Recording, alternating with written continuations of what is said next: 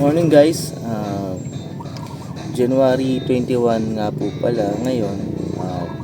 Ito po ay isang araw na importante at makasaysayan sa akin po, dahil dito ko na po bibili yung pangarap ko pong lupa.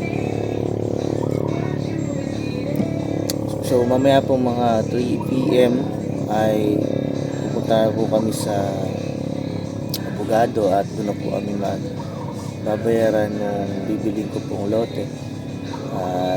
Sasama ko po mamaya sa video yan. Tingnan nyo lang po.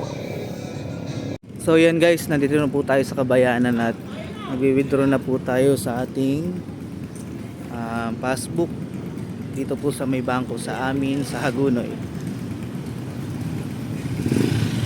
So yun guys, naka-withdraw na po ako at back to start ulit pag-iipon.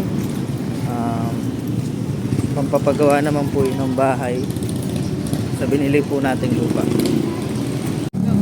Hi guys, nandito na po kami ngayon, on the way na papunta sa attorney sa transaction para sa bibili po namin lote.